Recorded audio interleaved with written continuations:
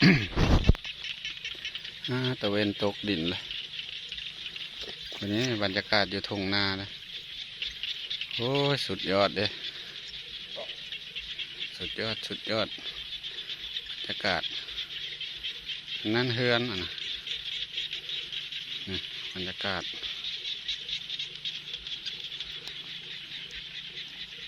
อันนี้ปลากัด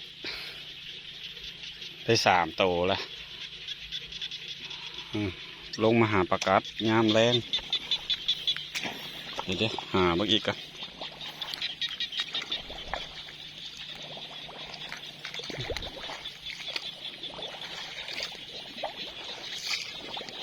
แล้วก่อนปลากัดหลายแถวนี้หามาหายนี่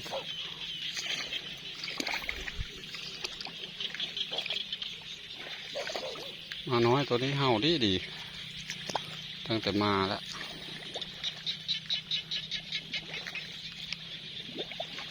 ปิ้งกินเลย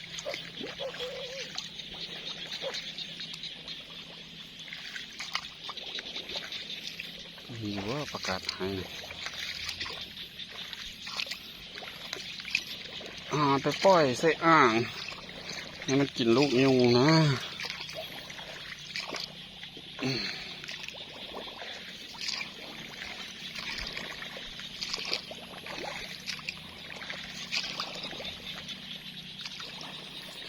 เห็นดีกว่าได้จาก4 ตัวเราหย่าแล้วมั้ง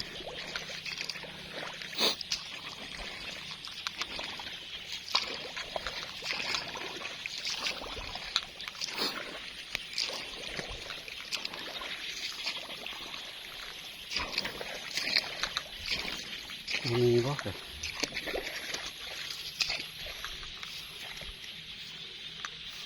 หาให้เลยเนาะ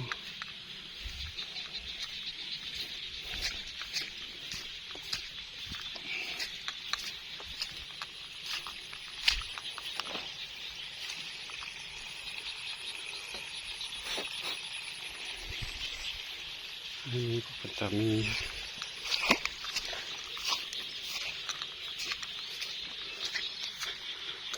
บรรยากาศทุ่งนาพี่น้องชาวนาเขาก็บางคนก็หว่านบางคนก็กำลังดำ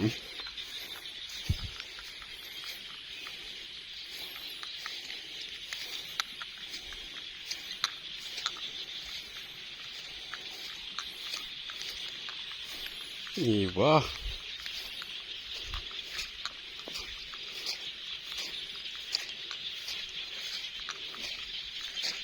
ถ่ายบรรยากาศหาปลากัดให้พี่น้องเบิ่งสิแล้ว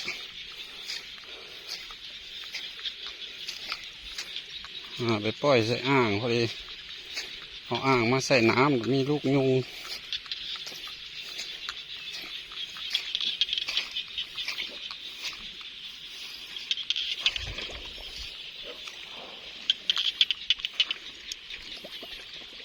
โมเห็นวะโมมีอะไรกัน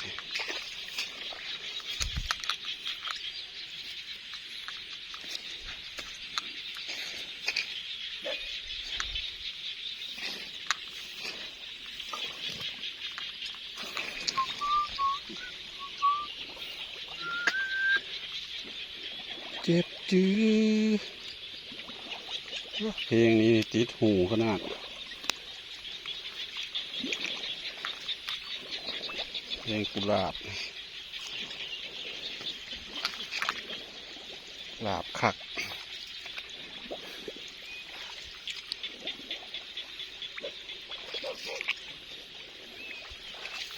บ่มีแต่ก่อนคือหาเราเห็นรถแท้หลายนาทีเลยเด้เห็นแล้วเห็นปอดแล้วอีกแล้วนี่ถ้าได้ตัวนี้ได้ยาเลยครับเดี๋ยวยกคันก่อนเอ้ยอย่าเลยไม่ได้เลยตัวนี้เด้อได้แต่กูอย่าเลยเลิกหาเลยมึง อ้าวไปใส่แล้วบ้านี้โอ้มีซ้ำผมใส่หงายมองเดี๋ยวต้องไปเห็ดหางมองใหม่นะต้องไปเห็ดปอดมองใหม่ก็มาน้อยตัวนี้เข้าดีขนาดว่า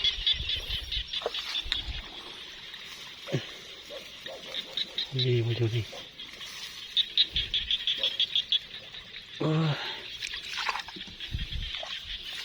มาย้ายไปอยู่ใส่เฮ้ย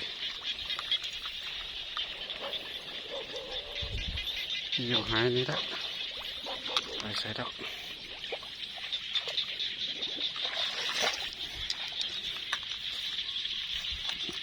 เว้ยน้ำ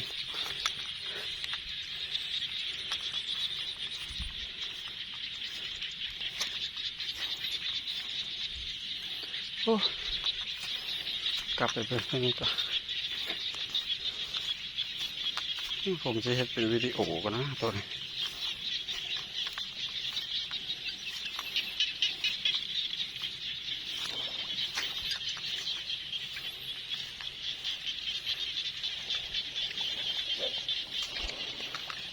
มาบ่ได้ดีบ่เคยตัวที่สี่นี่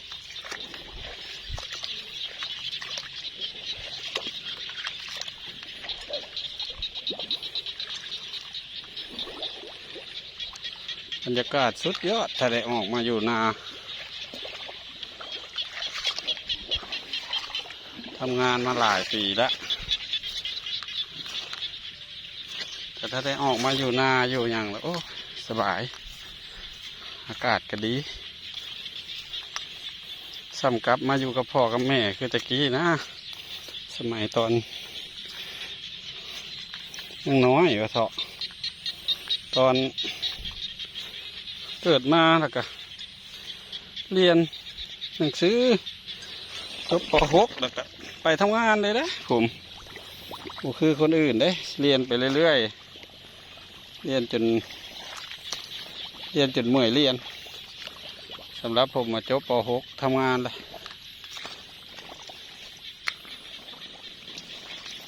แล้วชีวิตคนมันพอท่อกัน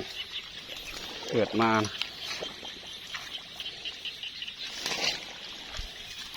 เฮาเกิดมาลำบากเฮาก็สิรู้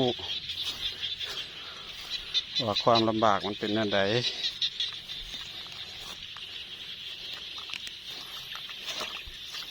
ส่วนความสุขเสอะนี่แหละความสุขเลยมาอยู่บ้านอยู่ทงหาทงนางานบ่ได้อยู่ตัวที่สี่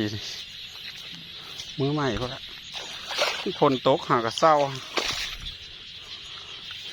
พอดีพี่สาวเพิ่นเอาฝนตกเพิ่งเศร้าตกแรงอีก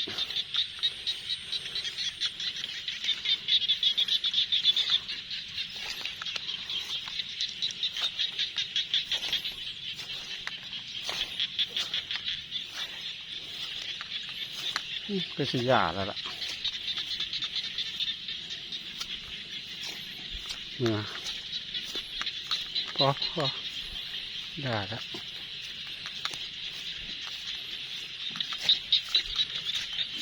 เมื่อเราบ่ทองเอ้ย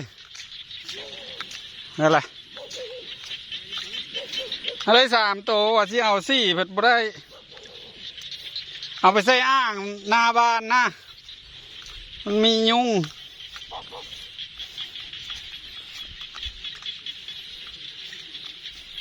เดี๋ยวลืมเกือบไปใส่เนาะบ้านถอดเกือบไว้แล้วพัด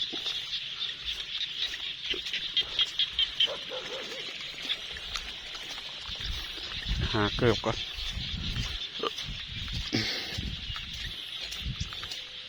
โอ้ยนี่เนาะได้เกือบกันเลยดาวเทียมได้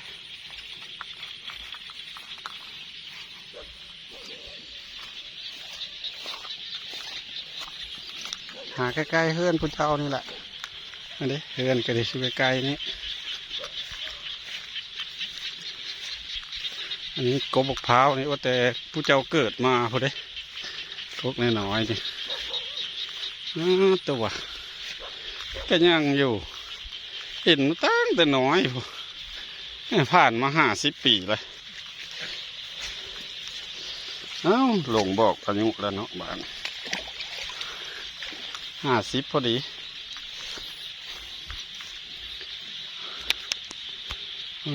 ตัวบรรยากาศสุดยอดเลยพี่น้องภูเขา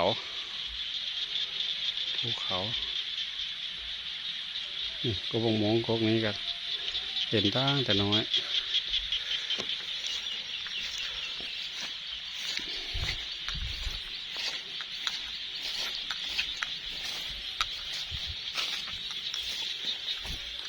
ส่วนกกขเมกใหญ่ฮันเสียเยอะ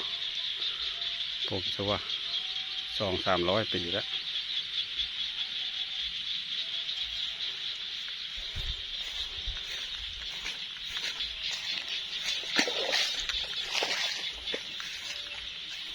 สิพามาเบิ่งกบกพร้าวกกนี่มันจะเถะเลย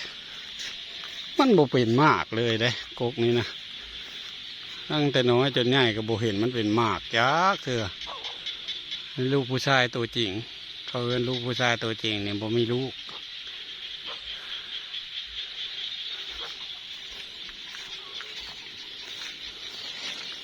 ตามือเห็ดคลิปยาวขนาดเลย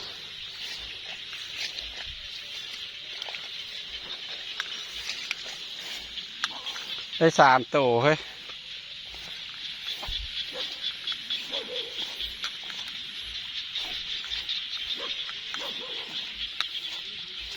นี่นางแบบ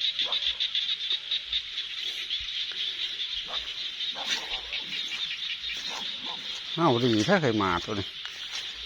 เอามาเผาเฮือนด้วย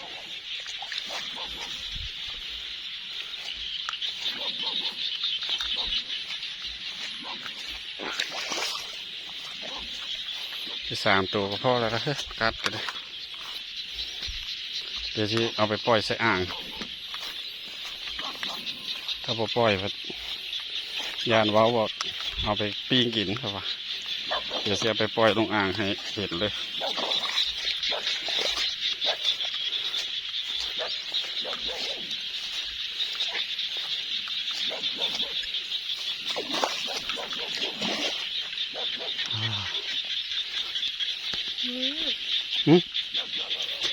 เราเว้นโต๊ะแล้วมันจะงงแล้วนี่6 โมงแล้ววะ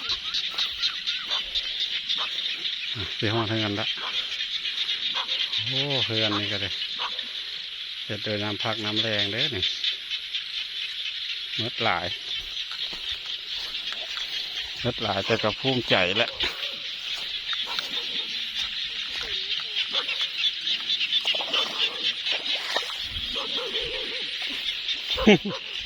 ว่าต้องใส่ดนตรีก็ได้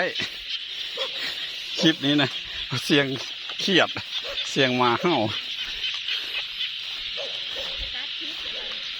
โอ้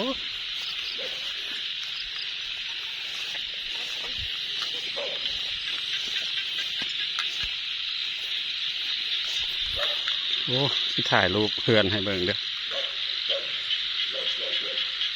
เพื่อนมาจากปี3 ปีกว่าจะเทือนหลัง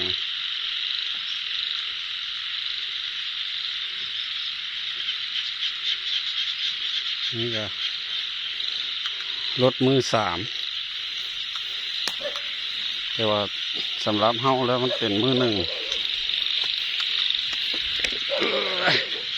จะไปปล่อยแค่อ่างหน้าบ้าน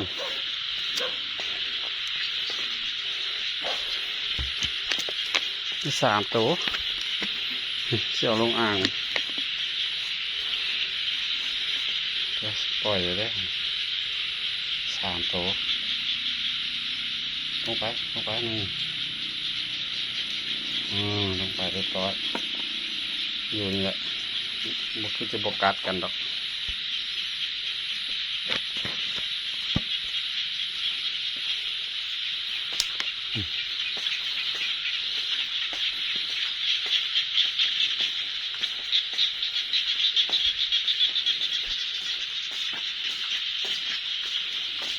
ถ่ายอันดอกดาวเรืองดอกไม้หลังบ้าน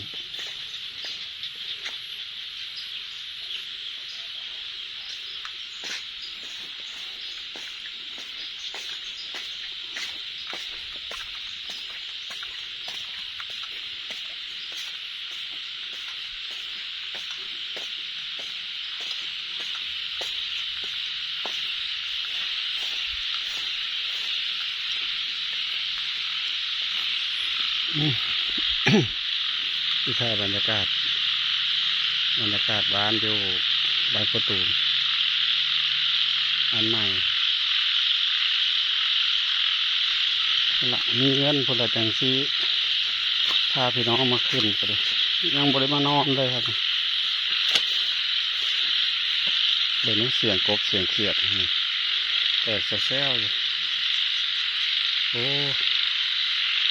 สุดยอดเลย